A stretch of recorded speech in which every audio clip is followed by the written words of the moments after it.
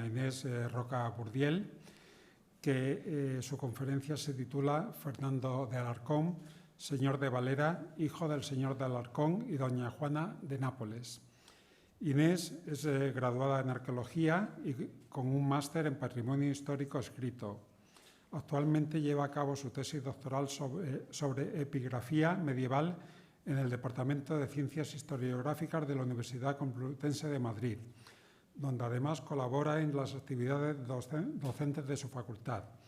Beneficiaria de una de las becas de la Biblioteca Lázaro Galdiano en Madrid entre 2020 y 2021, también ha participado como ponente en algunos congresos y seminarios relacionados con sus líneas de investigación. Pues cuando quieras, Inés, tiene la palabra. Vale, muchas gracias. No sé si está encendido, se me oye bien, ¿no? Sí, está encendido. Vale. Es que no estoy muy acostumbrada al uso de micrófonos. Bueno, antes de comenzar, me gustaría agradecer, por supuesto, a la organización haber aceptado mi presentación en este Congreso Internacional de Nobleza y así pues, poder presentar una figura que ha pasado bastante desapercibida por la historiografía actual. Esta figura es la de Fernando de Alarcón, que fue primer señor de Valera. Fernando se convirtió en señor de Valera a través de su compra en 1561. Mandaría enterrarse en la iglesia de esta localidad, donde hoy en día podemos contemplar su sepulcro y su epitafio sepulcral. Sería este epitafio el que pues, motivaría un poco investigar más sobre la figura de Fernando y también sobre su genealogía, pues no solo confirma su pertenencia al linaje Alarcón, sino que además se presenta como hijo de Juana de Nápoles, que era nieta de Juan II de Alarcón y reina de Nápoles por su matrimonio con Ferrante II. Es, por tanto, Fernando de Alarcón y su ascendencia el objeto principal de estudio de esta presentación. Para ello, comenzaré presentando una breve biografía de los progenitores, analizando sus orígenes y el contexto en el que vivieron. Posteriormente me centraré en el propio Fernando y estudiaré su sepulcro en la iglesia de la Sei de Valeria como principal fuente primaria. Comenzando con el linaje Alarcón, Fernando procedía de una rama menor de este linaje a través de su padre Hernando.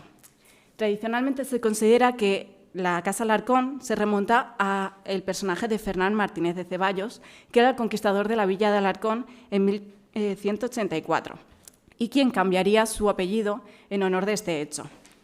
Realmente el verdadero ascenso político de los Alarcón no llegará hasta el reinado de Enrique III, cuando Martín Ruiz de Alarcón, que es este señor de aquí que he presentado yo como cabeza de familia en este árbol genealógico, fue nombrado guarda de la villa, pudiendo ejercer desde entonces su jurisdicción señorial sobre propiedades de Alarcón y Moya.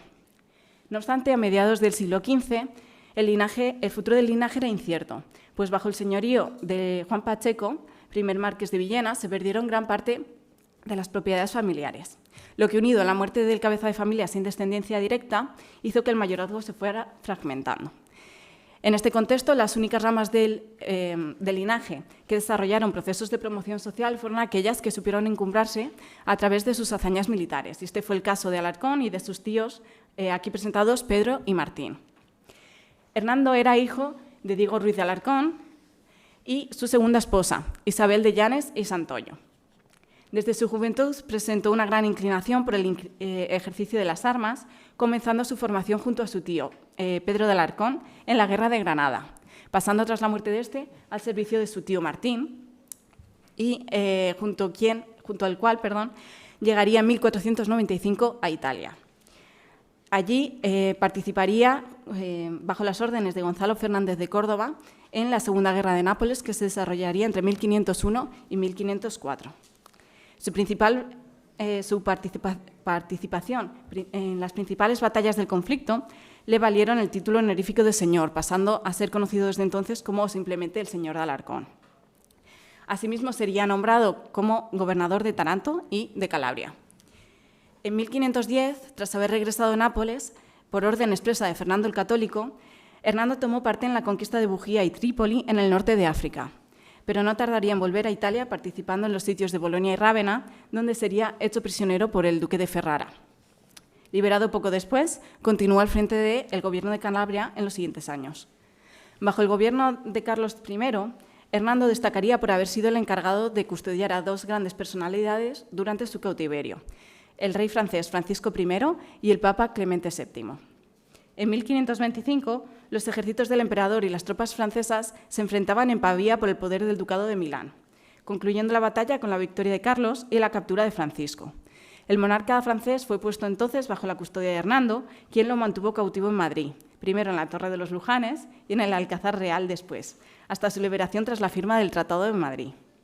Más tarde, Francisco I encontró un nuevo aliado en el papado, lo que provocó que Carlos atacara y saqueara Roma en el conocido como Saco de Roma en 1527, siendo de nuevo Hernando el encargado de mantener prisionero, en este caso al Papa, en el castillo de Sant'Angelo.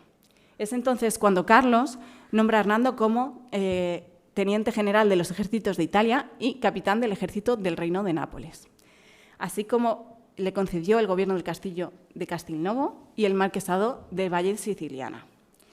En 1535, Hernando volvió a Túnez, tomando parte en la expedición militar que terminó con el asedio y toma de la ciudad. Su decisiva participación en esta contienda hizo que Carlos I le ofreciera el virreinato de Nápoles, honor que Hernando rehusó, solicitando a cambio retirarse en su residencia napolitana de Castelnuovo, donde moriría el 15 de enero de 1540. Hernando legó sus estados que había adquirido en Italia a su única hija legítima, Isabel de Alarcón, que estaba casada con Pedro González de Mendoza y a través de cuya descendencia se transmitiría el marquesado de Valle Siciliana. Con ello pasaríamos a la segunda parte de la ascendencia de Fernando, que es la Casa Trastámara. Fernando pertenecía, en cierto modo, a la Casa Trastámara porque su madre era Juana de Nápoles. Juana era hija de Juana de Aragón y Ferrante I de Nápoles, que eran a su vez primos. Esto era porque Ferrante, como vemos aquí en el árbol genealógico, era hijo ilegítimo de Alfonso I de Aragón, junto a su amante napolitana Geraldona Carlino, y Juana de Aragón era hija del segundo matrimonio de Juan II con Juana Enríquez. Realmente el matrimonio de los padres de Juana de Nápoles respondía al interés tanto de Juan II de Aragón como de Ferrante I por acercar y consolidar los lazos entre las dos ramas de la Casa Aragón, creando así un frente unido ante cualquier enemigo exterior, en especial el Reino de Francia. El enlace se concretó a finales de 1475 a pesar de la oposición del hermano de la novia, Fernando el Católico, quien argumentaba que no se obtendrían ventajas desde el punto de vista sucesorio, ya que Ferrante I tenía hijos varones de su anterior matrimonio con Isabel de Chiaramonte. No obstante, Juan II llevó a cabo las capitulaciones matrimoniales, y con el beneplácito de su hija, la boda se celebró en 1477, convirtiéndose así Juana de Aragón en reina consorta de Nápoles. Fruto de esta unión, el 20 de abril de 1479 nacería Juana de Nápoles, que es la única hija que tendrían Juana y Ferrante. La vida de Juana estuvo íntimamente ligada a la de su madre, especialmente tras la muerte de Ferrante en 1494. Ante el avance de las tropas francesas y el aumento del descontento de una importante facción de la nobleza napolitana, el nuevo monarca, Alfonso II, que era hijo del primer matrimonio de Ferrante, se vio obligado a abdicar en su propio hijo, quien buscó refugio junto a su corte en Sicilia. La reina viuda Juana actuaría entonces como intermediaria, solicitando socorro a su hermano Fernando, quien ya en calidad de rey de Aragón enviaría sus tropas lideradas por el castellano Gonzalo Fernández de Córdoba. Las victorias del gran capitán y las revueltas de los napolitanos permitieron un temprano regreso de Ferrante II a Nápoles y poco después, el 28 de febrero de 1496, se celebraría el enlace entre Ferrante y su tía, Juana de Nápoles. No obstante, Ferrante moriría pocos meses después, dejando viuda a Juana y sin herederos. Durante el conflicto que sucedió a la muerte de este segundo Ferrante, Juana de Aragón intentó imponer a su hija, en su defecto a su hermano, en el trono napolitano. Pero la nobleza ya había nombrado como rey sucesor a Federico, que era hijo también de Ferrante e Isabel de Chiaramonte y hermano, por lo tanto, de Alfonso II. Por lo que las relaciones con el nuevo monarca fueron tensas desde un inicio. En un último intento de mantener la influencia aragonesa sobre el reino, se propuso casar a Juana de Nápoles con el heredero de Federico, su hijo Fernando, que era duque de Calabria, una unión que nunca llegaría a término ante las reticencias del monarca napolitano. Por ello, en 1499, madre e hija abandonaron Nápoles y partieron hacia el Reino de Aragón. Un año más tarde, en 1500, Fernando el Católico y Luis XII de Francia firmaron el Tratado de Granada, en el que se acordaba el reparto del Reino de Nápoles. No obstante, las desavenencias entre ambas partes no tardarían en aparecer, y entre 1502 y 1503 los ejércitos del Gran Capitán se enfrentarían a las tropas francesas en Italia. Finalmente, Luis XII se vio obligado a ceder el reino a Fernando de Aragón, lo que permitió a Juana y a su hija regresar a Nápoles en 1506. Ambas permanecerían desde entonces en su residencia napolitana de Castel Capuano durante los siguientes años, rodeadas de una corte propia y administrando las propiedades que habían recuperado tras la conquista aragonesa del reino. Allí fallecería Juana de Aragón en 1517, mientras que su hija lo haría tan solo un año más tarde, el 27 de agosto de 1518. Juana de Nápoles sería enterrada junto a su marido Ferrante II en la Basílica de San Domenico Maggiore en Nápoles. Vemos, por lo tanto, cómo las guerras de Nápoles fueron el contexto en el que Hernando y Juana coincidieron. Realmente, a través de sus biografías, vemos como la primera guerra napolitana, que siguió a la muerte de Ferrante en 1494, pudo ser el primer punto de encuentro entre ambos. Sin embargo, no sería hasta el final de la Segunda Guerra Napolitana, en 1506, cuando posiblemente se iniciara su relación.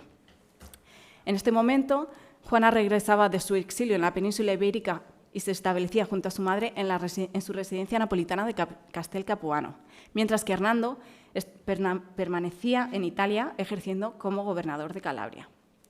Por aquel entonces, Hernando estaba casado con Constanza Lisón y Juana era viuda de Ferrante.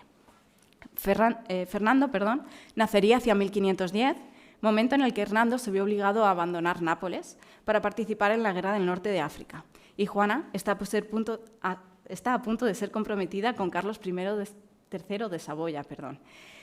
La coincidencia de ambos hechos no parece del todo casual y resulta plausible que Fernando el Católico, enterado del embarazo de su sobrina, tratase de minimizar las consecuencias de un posible escándalo que desencadenaría el nacimiento de un hijo en la reina viuda de Nápoles. La infancia de Fernando seguramente transcurriría en Nápoles al cuidado de su madre, hasta el fallecimiento de esta, momento en el cual quedaría seguramente al amparo de su padre Hernando. Según Suárez de Alarcón, Fernando ingresaría en la Orden de San Juan en 1523, acompañando desde entonces a su padre en sus empresas militares. A lo largo de su vida recibiría diversos cargos dentro de la Orden, siendo comendador del Viso y de Bamba y llegando a ser bailío de Lora. También destacaría como militar, formando parte del Consejo de Guerra del rey Felipe II. A la muerte de su padre en 1540, heredó el señorío de Palomares del Campo y otros bienes en el obispado de Cuenca, con los que más tarde compraría la villa de Valera de Arriba para formar junto al señorío heredado y el de Poveda y Santa María del Campo un rico mayorazgo para sus descendientes. Fernando compraría Valera a la corona, como ya he dicho al comienzo de esta presentación, en 1561, a razón de 16 maravedíes por vecino, que en aquel entonces eran 130, y costeó grandes obras en la iglesia parroquial, adquiriendo la capilla mayor de la misma para ser enterrado en ella. Fernando fallecería el 4 de septiembre de 1582 en Lora del Río, en Sevilla, pero sus restos no serían trasladados a Valeria hasta 1585, cuando se depositaron en el sepulcro del que hoy en día tan solo se conservan su escultura funeraria y su epitafio, que son los que podemos ver ahora mismo en la diapositiva. La escultura que vemos en la parte inferior de la diapositiva presenta a Fernando con armadura y espada y portando sobre su pecho la cruz de la Orden de San Juan. Resulta evidente que no se encuentra en su posición original, sino que se ha encajado en un nuevo arcosolio a la izquierda del altar, realizado ex professo para ello. Como consecuencia, la parte inferior de lo que sería la tapa del sepulcro se ha partido y pues hemos perdido la mitad del escudo de Fernando. No obstante, todavía podemos apreciar las armas de los Alarcón cuarteladas junto a las de los Ceballos. Entonces podemos ver como todavía sí que podemos ver las cruces y las fajas de los Ceballos. Este es el escudo que utilizó también su padre Hernando. En cuanto al epitafio, este se encuentra en una cartela de madera que está adosada sobre la escultura funeraria. Se trata de una inscripción que está redactada en castellano y en escritura humanística que destaca por la regularidad y proporciones de su texto. Su estado de conservación es bastante bueno y, aunque ha perdido la pintura de algunas de sus letras, esto no afecta a la lectura completa de su mensaje. La función principal del epitafio es dar noticia del enterramiento de Fernando, por lo que, según la tipología establecida para las inscripciones medievales, se trata de un epitafium sepulcrale. Comienza con la fórmula notificativa de aquí yace, haciendo referencia no solo al difunto, sino también a la escultura funeraria que lo acompaña. Continúa con la intitulación de Fernando, incluyendo los títulos de Señor de Valera, Bailío de Lora y Comendador del Viso, así como su parentesco. Y finalmente termina con la fecha de su función, es decir, la data. Por su mensaje vemos cómo la inscripción también adopta una finalidad publicitaria, por un lado tratando de mantener la memoria del finado a través del recuerdo de sus mejores logros, que en el caso de Fernando se concretan en el señorío de Valeria y los cargos ostentados dentro de la orden. Y, por otra parte, reafirmando su pertenencia a una clase social determinada, haciendo mención a sus lazos familiares, tanto con el linaje de Alarcón como con la Casa Trastámara. Su hijo, Diego Fernando de Alarcón, también mandaría enterrarse en la iglesia de la Sey como segundo señor de Valeria. Su epitafio es este que vemos aquí, a su izquierda. Diego era oidor de la Real Audiencia de Sevilla y de la Chancillería de Valladolid, pero en su epitafio tan solo destaca su cargo como consejero real de Felipe II y Felipe III. Su epígrafe, en este caso, se realizó en consonancia con el de Fernando, pero ya no tenía necesidad de hacer mención en él a su linaje, ya que su mensaje se complementaba con el de su padre, dando lugar a un programa epigráfico familiar que se continuaría también con el de su hijo, Fernando Ruiz de Alarcón, tercer señor de Valera, cuyo epitafio presentamos aquí en la parte inferior de la pantalla, que creo que estoy tapando yo un poco con la cabeza. Como conclusión, a través de este trabajo he presentado un poco en los inicios de una nueva casa, que sería la Casa de los Señores de Valera. Fernando de Alarcón, por su condición de hijo ilegítimo, no heredó los grandes títulos de su padre, pero a partir del patrimonio familiar que recibió en el Obispado de Cuenca, fue capaz de organizar y establecer su propio señorío en torno a la localidad de Valeria.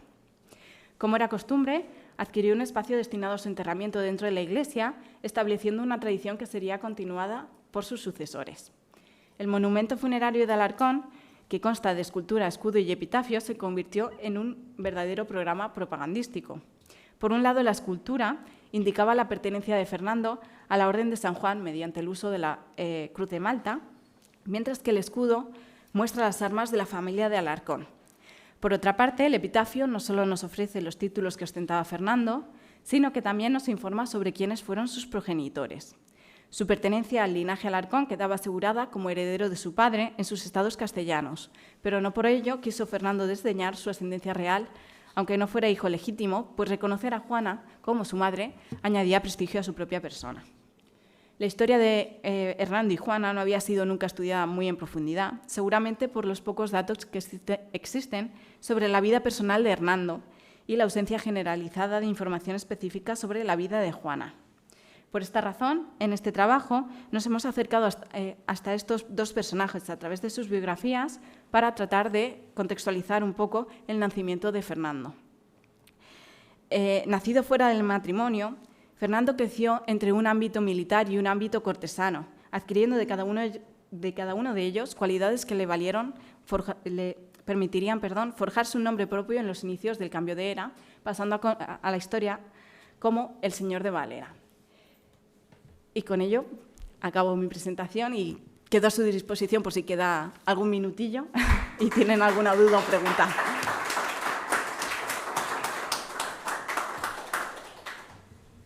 Pues muchas gracias, Inés, por tu presentación. Y no sé si hay alguna pregunta en la sala. Tenemos algún minutito. Por curiosidad, ¿quién existe, se mantiene? ¿Quién sería el actual señor de Valera? ¿Se ha integrado en algún título? Creo que el no. El señorío Sí, creo que no, que el señorío de Valera no se mantiene. Tendría que comprobarlo, pero me suena que lo estuve mirando y creo que no se mantenía. Vale. Muy bien, pues si no hay ninguna otra pregunta, dejamos unos minutos para las 4 que dé lugar la siguiente ponencia. Para los que estén online, pues que puedan ya conectarse.